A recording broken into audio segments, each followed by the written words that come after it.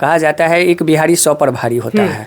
और मेरा अपना मानना है कि अगर चांद पर वैकेंसी होगी तो उसमें बिहारी कमाल करेगा। 2-3 सलाह मैं आपको देना चाहूँगा, क्योंकि आपका एग्ज़ाम ऑब्जेक्टिव रहता है, तो इसलिए आप जो भी पढ़े हैं यहाँ पर करने वाले की अब कमी हो जाएगी। अगर जिस तरह से सरकार का पैटर्न है, चीज़ें हैं, इतनी अधिक मान लीजिए वैकेंसी है, तो मैं तो मानता हूँ कि सीट खेला खेला जो कहता है लोग। नमस्कार, मैं हूं अनुकुल तिवारी और आप लाइव सिटीज देख रहे। देखिए हमारे साथ दुर्गेश सर मौजूद हैं। टीआरई 2.0 का पेपर आपने देखा होगा। सारे लोग चिंता में हैं कि 14-15 को तो एग्जाम है ही, लेकिन जो पेपर हो गया है वो कितना कट ऑफ देगा, कैसा रहा पेपर, जो लोग दिए हैं एग्जाम उनको क्या बताना चाहेंगे आप? क्योंकि बहुत लोग इंतजार करते हैं कि गुरुदेव बताएं, टीचर लोग बताएं, कुछ राय दें, कट ऑफ के बारे में बताएं, क्या बोलना चाहेंगे?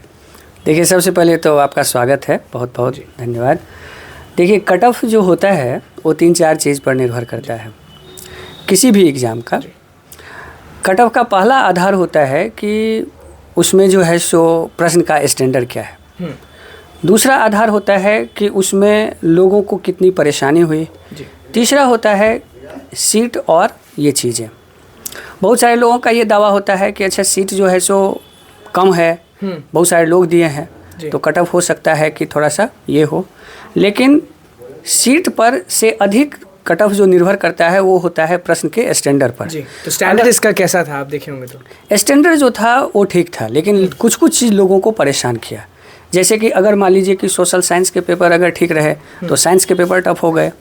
और दूसरी बात, हिंदी क्वालिफाइंग था सबके लिए जी, और हिंदी में जो था सो आपको लोगों को परेशान किया। हिंदी में लोगों को परेशानियां हुई? जी, निश्चित हुई। क्योंकि आने वाले समय में तिवारी जी लोगों की हिंदी और कमज़ोर होगी, क्योंकि आने वाले समय में हिंदी कमजोर होगी, मतलब बिहार के बच्चों की हिंदी कमजोर होगी। बिल्कुल। क्योंकि हिंदी में अब हिंदी नहीं रहा। अभी के लोगों को न तो उतनी अच्छी हिंदी अब आ रही है और न ही उतनी अच्छी अंग्रेजी आ रही है। इसलिए आने वाले समय में थोड़ी सी और प्रॉब्लम हिंदी में अटके लोग, हिंदी में अटकेंगे। तो हिंदी में जब अटकेंगे तो निश्चित तौर पर बहुत सारे ऐसे भी बच्चे हैं जो जिनके कट ऑफ अच्छे हैं, लेकिन हिंदी के कारण वो परेशान है कि हिंदी में हम डिस्क्वालीफाई हो रहे हैं, तो इसलिए मेरा रिजल्ट जो है सो रुकेगा। तो ये सब चीज़ें समस्या आएगी, इसको लेकर के कट ऑफ पर प्रभाव पड़ेगा। प्रभाव पड़ने वाला है। बिल्कुल मतलब जितने लोग हैं वो टेंशन थोड़ा सा लें कि कट ऑफ थोड़ा सा ले लगभग जाएगा। टीआरई 2.0 में इतने लोग हैं, इतने शिक्षक अभ्यर्थी हैं। सामान्य रूप में अगर देखा जाए तो कट ऑफ जो है 70 प्लस माइनस रहेगा। मतलब कहने का अर्थ है कि 65 से 70, 75, 72 के बीच में कट ऑफ रहेंगे। 65 से 75 के बीच में कट ऑफ रहेंगे, बस यही कट ऑफ रहेंगे। तो बिहार के लोग एकदम जोश के साथ रहेंगे या बाहर के लोग बाजी मार जाएंगे? नहीं, ऐसा नहीं कहेंगे, क्योंकि बिहार है। कहा जाता है एक बिहारी 100 पर भारी होता है।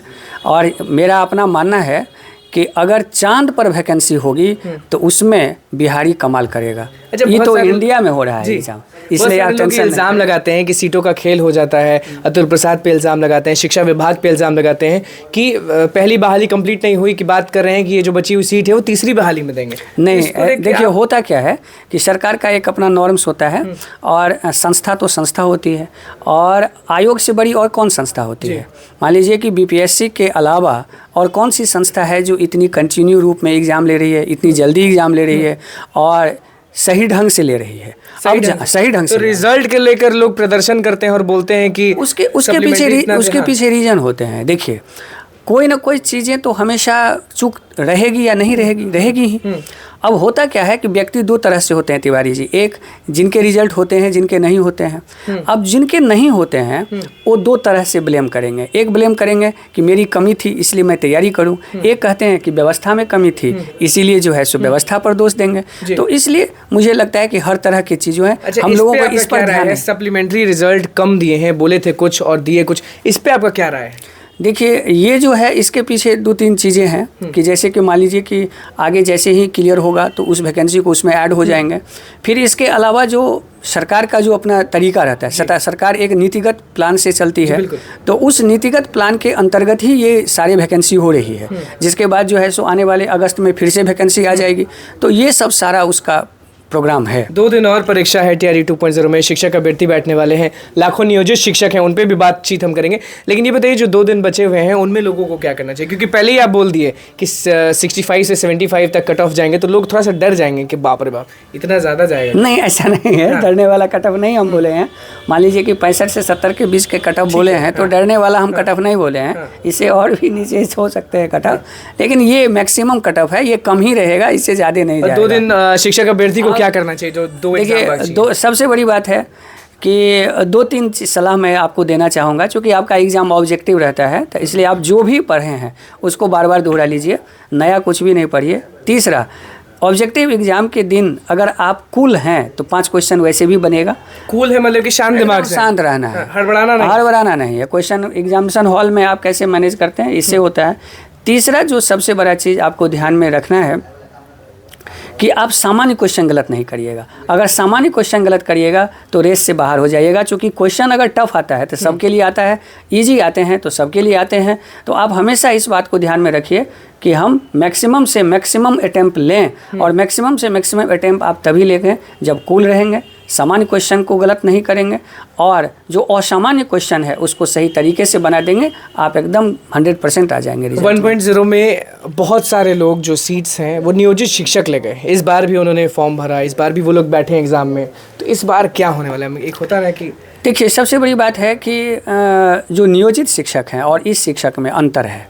जी, अंतर है। इसीलिए जो भी नियोजित हैं वो लोग इसमें एग्ज़ाम दे करके अपने फुल फ्रेजेज में आना चाहते हैं, तो ये उनका अधिकार है, और निश्चित तौर पर चूँकि उनके पास अनुभव है। देखिए, सफलता के लिए 2 चीज़ें होती है, एक होती है बल और दूसरा होता है अनुभव।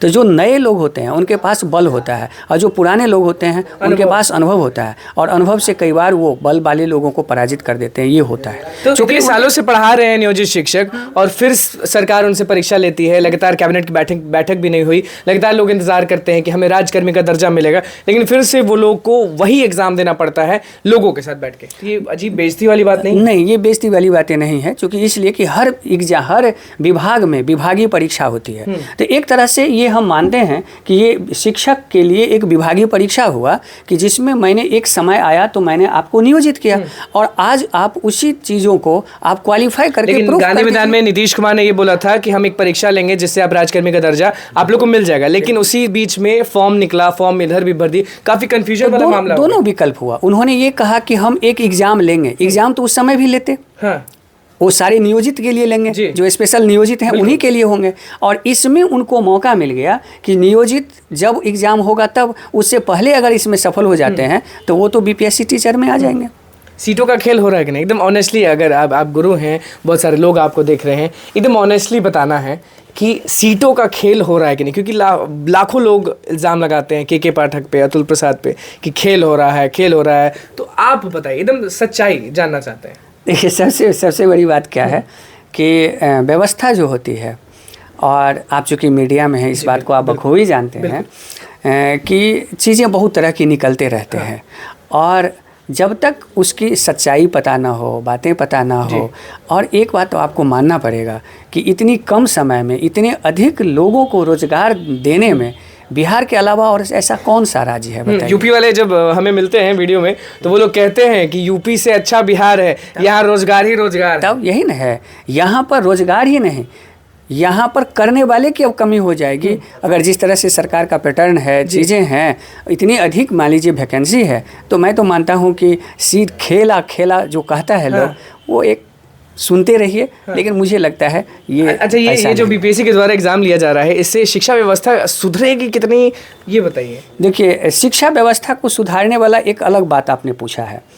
शिक्षा व्यवस्था केवल एग्जाम ले लेने से ही नहीं सुधरेगी, क्योंकि शिक्षा व्यवस्था को सुधारने में 3-4 चीज़ों की भूमिका होती है। पहला होती है योग्य शिक्षक की, योग्य एडमिनिस्ट्रेशन की, और योग्य इंफ्रास्ट्रक्चर की।